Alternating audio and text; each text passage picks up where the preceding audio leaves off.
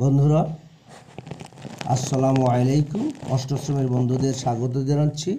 ফিরে আসলাম তোমাদের কাছে আরও একটি ভিডিও নিয়ে। আজকের ভিডিওয়ে আমি তোমাদের গণিত বইয়ের অধ্যায় 2 মুনাফা থেকে একটি সমস্যা সমাধান করে দেখাবো। সমস্যাটি হচ্ছে 10% মুনাফার 800 টাকার 3 বছরের চক্রবৃদ্ধি মুনাফা কত।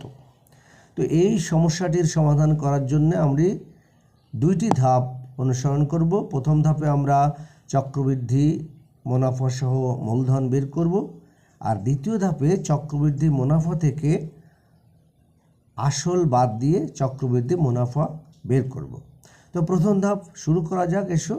তো প্রথম ধাপে তোমরা তো জানো যে চক্রবৃদ্ধি মুনাফা সহ মূলধনের একটি সূত্র আছে, এবং সেই সূত্রটি হলো A সমান P into 1 plus R to the power n। এখানে A সমান সমান চক্রবৃদ্ধি মুনাফা সহ মূলধন, আমরা এটি বের করব। আমরা এই চক্রবৃদ্ধি মুনাফা সহ মূলধন বের করব। এরপরে P সমান আসল বা মূলধন। আসল দেওয়া আছে 8000 টাকা।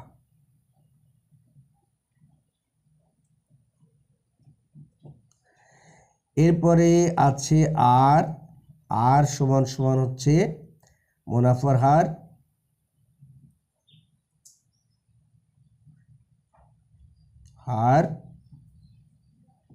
10% সমান 10/100, যেহেতু পার্সেন্টেজ দেওয়া আছে 10কে 100 দিয়ে ভাগ করলে 0.1। এরপরে দেওয়া আছে n হচ্ছে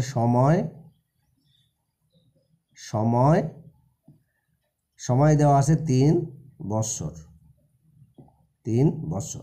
এখন বন্ধুরা এই যে মানগুলো আমি লিখলাম, এই মানগুলোকে যদি আমরা আমাদের এই যে সূত্র A = P × 1 + R to the power n এখানে ব্যবহার করি, তাহলে কি দাঁড়াবে? আসো আমরা ব্যবহার করি, বা A সমান P এর মান হচ্ছে 8000, আমরা 8000 পাতাই P এর পরিবর্তে, তারপরে ইন্টু 1, আর এর মান আছে পয়েন্ট বা 0.1 টু দি পাওয়ার n আছে, n এর মান হচ্ছে 3, দিলাম 3, বা A সমান 8000 ইন্টু, বন্ধুরা 1-এর সাথে যদি 0.1 যোগ করি তাহলে আমাদের যোগফল হবে 1.1 টু দি পাওয়ার 3, বা A সমান 8000। এই 8000-এর সাথে 1.1 3বার গুণ হবে, যেহেতু 1.1-এর পাওয়ার আসছে 3।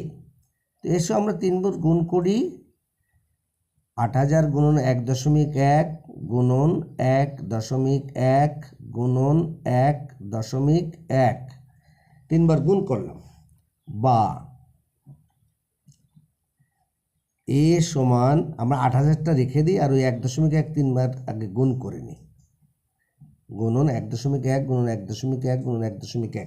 তো এই 1.1 গুণন 1.1 গুণন 1.1 এর ফল হবে কত?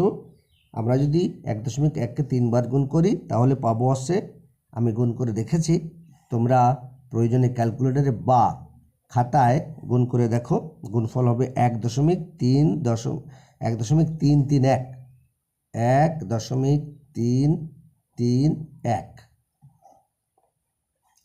তো বা এরপরে আসছে বা A সমান 8000-এর সাথে 1.331 গুণ করতে হবে। তো আমি গুণ করে দেখছি, তোমরা গুণ করে দেখো, গুণ করে নাও।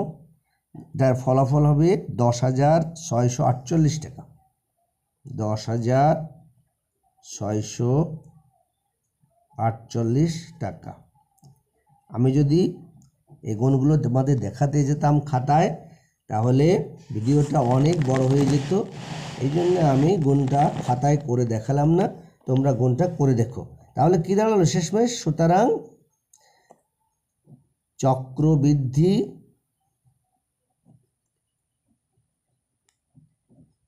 মুনাফা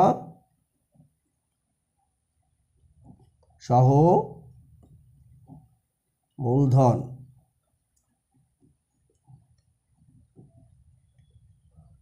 $10,648 টাকা। আমাদের প্রথম ধাপের কাজ শেষ হলো, এবার শুরু হবে দ্বিতীয় ধাপ। আমরা লিখে নিই দ্বিতীয় ধাপ। দ্বিতীয় ধাপে আমরা বলেছিলাম যে দ্বিতীয় ধাপেই আমরা আমাদের যে প্রশ্ন তার উত্তর চক্রবৃদ্ধি মুনাফা বের করব। চক্রবৃদ্ধি মুনাফা বের করার জন্য আমরা চক্রবৃদ্ধি মুনাফা সহ যে মূলধন পেলাম তার থেকে মূলধন বা আসল বাদ দেব। এসো করি।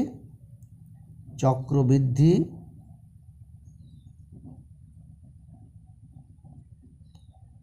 মুনাফা সমান 10,648 বিয়োগ